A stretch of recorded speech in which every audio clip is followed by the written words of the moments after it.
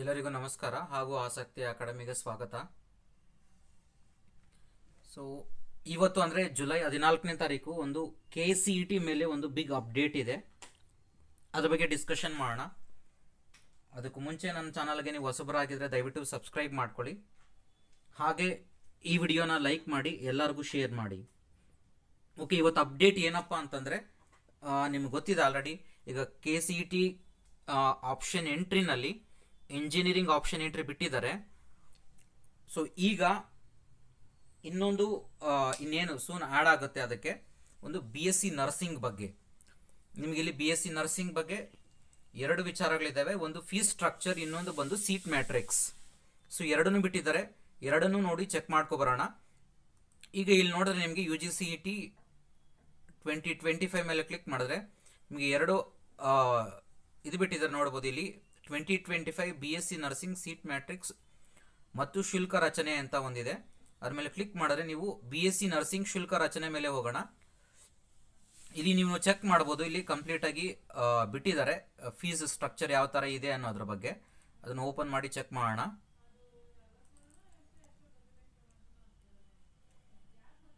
Okay, ನೀವು fees ಸ್ಟ್ರಕ್ಚರನ್ನು ನೋಡಿದ್ರೆ ಈಗ ಇಲ್ಲಿ ಕಂಪ್ಲೀಟಾಗಿ ಡೀಟೇಲಾಗಿ ಕೊಟ್ಟಿದ್ದಾರೆ. Publication of intake and seat matrix of BSc nursing course in the government and private nursing colleges for the academic year 25-26.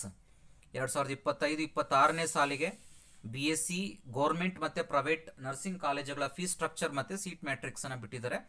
So ಅದ್ರ ಬಗ್ಗೆ ಡಿಸ್ಕಷನ್ ಮಾಡೋಣ. ಇಲ್ಲಿ ನೋಡ್ಬೋದು ಕೆಳಗಡೆ ಫುಲ್ ಎಲ್ಲ ಡೀಟೇಲ್ಸ್ ಕೊಟ್ಟಿದ್ದಾರೆ ನಿಮಗೆ ನೋಟಿಫಿಕೇಶನ್ ಬಗ್ಗೆ. ಡೈರೆಕ್ಟಾಗಿ ನಾವು ಫೀಸ್ ಸ್ಟ್ರಕ್ಚರ್ಗೆ ಬಂದ್ಬಿಡೋಣ. ಫೀಸ್ ಸ್ಟ್ರಕ್ಚರ್ ಬಂದಾಗ ಇಲ್ಲಿ ನೋಡ್ಬೋದು ನೀವು, the candidate seeking admission to BSc nursing course under government quota in the current academic year 25-26 is as follows.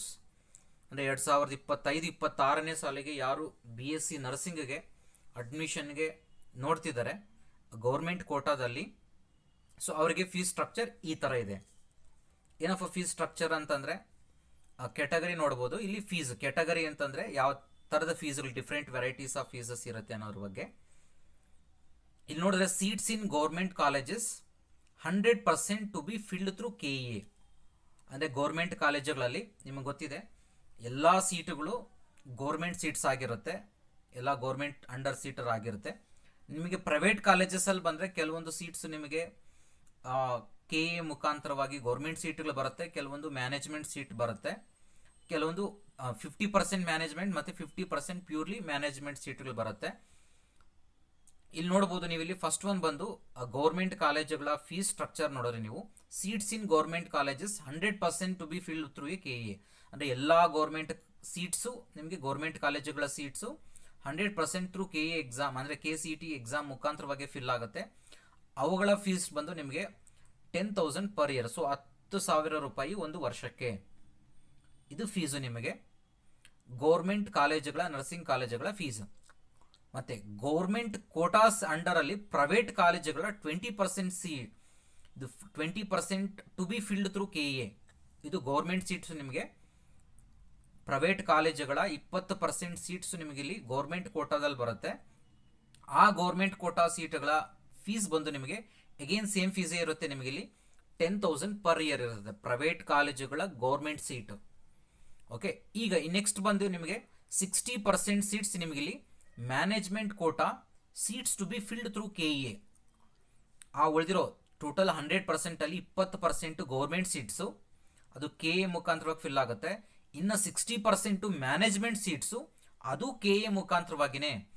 ಈಗ 100 ಸೀಟ್ ಇದೆ ಒಂದು ಕಾಲೇಜಿನಲ್ಲಿ ಅಂತಂದರೆ 20 ಸೀಟ್ ಬಂದು ನಿಮಗೆ ಗೌರ್ಮೆಂಟ್ ಸೀಟ್ಸ್ ಇರುತ್ತೆ. ಆ ಗೌರ್ಮೆಂಟ್ ಫೀಸು ನಿಮಗೆ 10,000 ಪರ್ ಇಯರ್ ಇರುತ್ತೆ. ರಿಮೈನಿಂಗ್ 60 ಸೀಟ್ಸು ನಿಮಗೆ ಮ್ಯಾನೇಜ್ಮೆಂಟ್ ಸೀಟು ಥ್ರೂ KEA. ಮತ್ತು KEA ನೀವು ಆಪ್ಷನ್ ಎಂಟ್ರಿ ಮಾಡಿ ಏನು ನಿಮಗೆ ಕಂಪ್ಲೀಟಾಗಿ ಕೌನ್ಸಿಲಿಂಗ್ ಪ್ರೋಸೆಸ್ ಇರುತ್ತೆ ಅದರಲ್ಲೇ ಫಿಲ್ ಆಗುತ್ತೆ. ಬಟ್ ಇಟ್ಸ್ ಮ್ಯಾನೇಜ್ಮೆಂಟ್ ಕೋಟಾ, ಅದು 60% ಸೀಟ್ಸ್ ಫಿಲ್ ಆಗುತ್ತೆ. ಅದಕ್ಕೆ ಫೀಸ್ ಬಂದು ನಿಮಗೆ ಅಂದರೆ ಡೊಮಿಸಿಲ್ ಆಫ್ ಕರ್ನಾಟಕ, ಅಂದರೆ ನೀವು ಕರ್ನಾಟಕದ ಕರ್ನಾಟಕದಲ್ಲಿ ವಾಸವಾಗಿದ್ದರೆ ನಿಮ್ಗೆ ಗೊತ್ತಿದೆ ಅದಕ್ಕೆ ಡೊಮಿಸಿಲ್ ಆಫ್ ಕರ್ನಾಟಕ ಅಂದರೆ ನೀವು ಸರ್ಟಿಫಿಕೇಟನ್ನು ತೊಗೊಂಡಿರಬೇಕಾಗಿರುತ್ತೆ. ಅಂದರೆ ಕರ್ನಾಟಕದಲ್ಲಿರೋರಿಗೆ 10 ವರ್ಷ ಕರ್ನಾಟಕದಲ್ಲಿ ವ್ಯಾಸಂಗ ಮಾಡಿರಬೇಕಾಗಿರುತ್ತೆ, ಅದು ನಿಮ್ಗೆ ಗೊತ್ತಿದೆ ಆಲ್ರೆಡಿ. ಸೊ ಅವರಿಗೆ management seat government through KEA ನಿಮಗೆ ಫೀಸ್ ಬಂದು 1 lakh ಪರ್ ಇಯರ್ ಫೀಸ್ ಇರುತ್ತೆ. ನಾನ್ ಡೊಮಿಸಿಲಿ ಕರ್ನಾಟಕ ಅಂದರೆ ಕರ್ನಾಟಕದವರು ಬಿಟ್ಟು ಬೇರೆಯವರಿಗೆ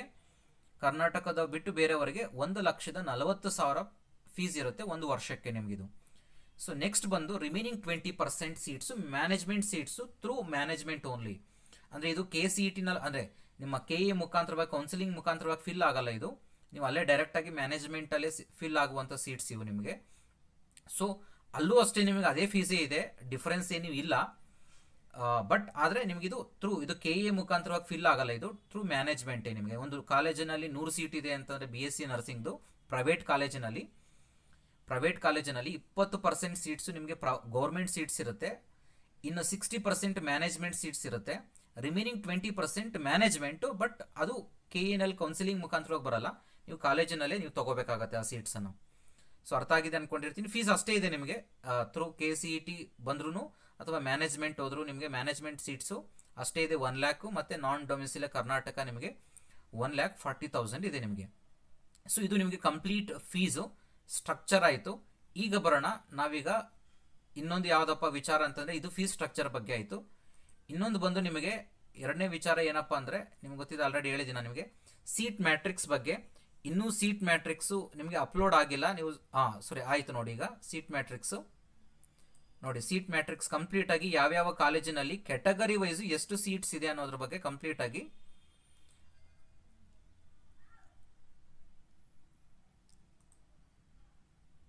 ಆಯಿತು ನೋಡಿ.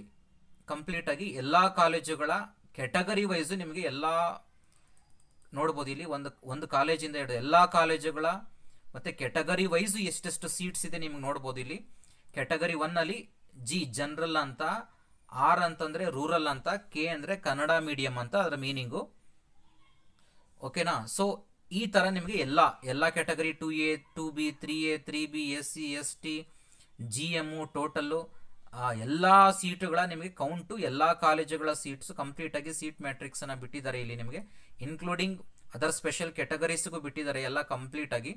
ಓವರ್ ಆಲ್ ಸೀಟ್ಸ್ ಕಾಲೇಜಿನಲ್ಲಿ ಎಷ್ಟಿದೆ ಮತ್ತು ಎಲ್ಲ ಕ್ಯಾಟಗರೀಸಿಗೆ ಎಷ್ಟೆಷ್ಟು ಸೀಟ್ಸ್ ಅಲಾಟ್ ಆಗುತ್ತೆ, ಎಲ್ಲ ಕಾಲೇಜುಗಳ ಸೀಟ್ ಮ್ಯಾಟ್ರಿಕ್ಸನ್ನು ಬಿಟ್ಟಿದ್ದಾರೆ. BSc ನರ್ಸಿಂಗ್ಗೆ ಫಸ್ಟ್ ರೌಂಡಿನ ಸೀಟ್ ಮ್ಯಾಟ್ರಿಕ್ಸನ್ನು ಕಂಪ್ಲೀಟಾಗಿ ನಿಮಗೆ ಇಲ್ಲಿ ಬಿಟ್ಟಿದ್ದಾರೆ, ನೋಡ್ಕೋಬೋದು ನೀವು ಎಲ್ಲ ಕಾಲೇಜುಗಳ ಸೀಟ್ ಮ್ಯಾಟ್ರಿಕ್ಸನ್ನು.